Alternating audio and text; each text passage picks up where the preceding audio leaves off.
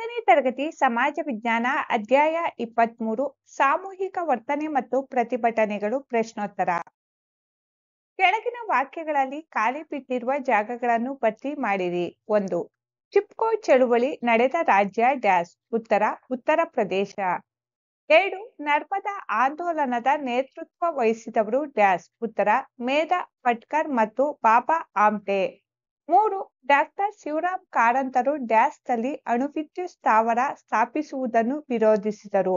ಉತ್ತರ ಕೈಗಾ.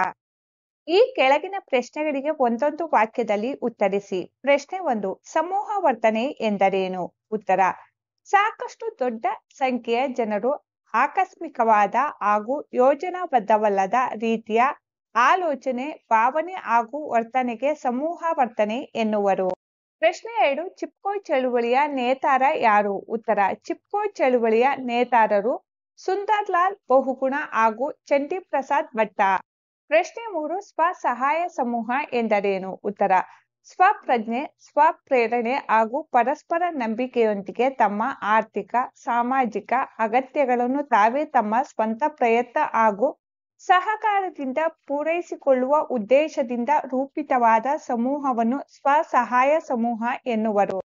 ಪ್ರಶ್ನೆ ಸಂಖ್ಯೆ 7. ಕಾರ್ಮಿಕ ಚಳುವಳಿ ಎಂದರೇನು? ಉತ್ತರ ಕಾರ್ಮಿಕರ ಘನತೆಯನ್ನು ಎತ್ತಿ ಹಿಡಿಯುವುದಕ್ಕಾಗಿ ಹಾಗೂ ಕಾರ್ಮಿಕರ ಹಿತಾಸಕ್ತಿಯನ್ನು ರಕ್ಷಿಸುವುದಕ್ಕಾಗಿ ಕಾರ್ಮಿಕ ಸಂಘಟನೆಗಳ ಮೂಲಕ ನಡೆಯುವ ಚಳುವಳಿಯನ್ನು ಕಾರ್ಮಿಕ ಚಳುವಳಿ ಎನ್ನುತ್ತಾರೆ. ಕೆಳಗಿನ ಪ್ರಶ್ನೆಗಳಿಗೆ ಗುಂಪುಗಳಲ್ಲಿ ಚರ್ಚಿಸಿ 2 ಅಥವಾ 3 ವಾಕ್ಯಗಳಲ್ಲಿ ಉತ್ತರಿಸಿ. ಪ್ರಶ್ನೆ ಸಂಖ್ಯೆ 8. ಸಮೂಹ ವರ್ತನೆಯು ಏನನ್ನು ಒಳಗೊಂಡಿದೆ? ಉತ್ತರ ಜನಮಂದೆ, ದೊಂಬಿ, ಪೊಳ್ಳು ಸುದ್ದಿಗಳ ಪ್ರಚಾರ, ಸಾರ್ವಜನಿಕ ಅಭಿಪ್ರಾಯ ಕ್ರಾಂತಿ ಹಾಗೂ ಸಾಮಾಜಿಕ ಆಂದೋಲನವನ್ನು ಸಮೂಹ ವರ್ತನೆಯು ಒಳಗೊಂಡಿದೆ. ಪ್ರಶ್ನೆ ಸಂಖ್ಯೆ 9. ಜನಮಂದೆ ಎಂದರೇನು? ಉದಾಹರಣೆಯನ್ನು ಕೊಡಿ. ಉತ್ತರ ಯಾವುದೇ ಪೂರ್ವ ಯೋಜನೆ ಇಲ್ಲದೆ ಅನಿಶ್ಚಿತವಾಗಿ ಒಂದು ಆಸಕ್ತಿಯ ಸುತ್ತ ನೆರೆದಿರುವ ಜನರಾಶಿಯನ್ನು ಜನಮಂದೆ ಎನ್ನುವರು. ಉದಾಹರಣೆಗೆ ಚಲನಚಿತ್ರ ಮಂದಿರದ ಹತ್ತಿರ ಟಿಕೆಟ್ ಪಡೆಯಲು ಮುತ್ತಿಗೆ ಹಾಕಿದಂತೆ ಸೇರಿರುವ ಜನಸ್ತೋಮ, ರಸ್ತೆ ಅಪಘಾತ ವೀಕ್ಷಿಸಲು ಸೇರಿರುವ ಜನಸಮೂಹ ಇತ್ಯಾದಿ. ಪ್ರಶ್ನೆ ಸಂಖ್ಯೆ 10. ಜನಮಂದಿಯ ಸ್ವರೂಪವನ್ನು ತಿಳಿಸಿ. ಉತ್ತರ ಜನಮಂದಿಯು ತಾತ್ಕಾಲಿಕ ಸ್ವರೂಪದ ಸಮೂಹವಾಗಿರುತ್ತದೆ. ಜನಮಂದಿಯಲ್ಲಿ ಜನರು ಯಾವುದೋ ಒಂದು ನಿರ್ದಿಷ್ಟ ಸ್ಥಳದಲ್ಲಿ ಭೌತಿಕವಾಗಿ ಒಟ್ಟಾಗಿ ಸೇರಿರುತ್ತಾರೆ. ಜನರು ಪರಸ್ಪರ ಅಭಿಪ್ರಾಯ, ಭಾವನೆಗಳು ಮತ್ತು ಕ್ರಿಯೆಗಳ ಪ್ರಭಾವಕ್ಕೆ ಬಹುಬೇಗ ಒಳಗಾಗುತ್ತಾರೆ. ಕೆಲವೊಮ್ಮೆ ಅಂತರಾಳದಲ್ಲಿ ಹುದುಗಿರುವ ಭಾವನೆಗಳು ಪ್ರಕಟವಾಗುವುದು, ಒಮ್ಮೊಮ್ಮೆ ಸ್ಫೋಟಗೊಳ್ಳುವುದು.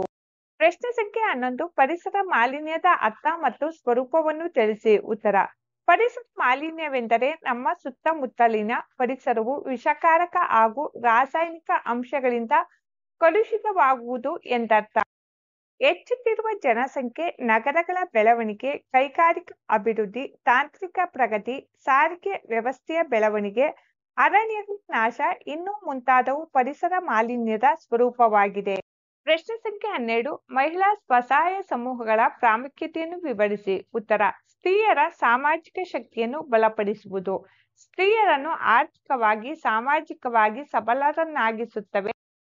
ಸ್ತ್ರೀಯರಲ್ಲಿ ಶಿಕ್ಷಣ, ಜಾಗೃತಿಯೊಂದಿಗೆ ಸ್ವಾವಲಂಬಿ ಜೀವನ ನಡೆಸಲು ಸಹಕಾರಿಯಾಗಿವೆ.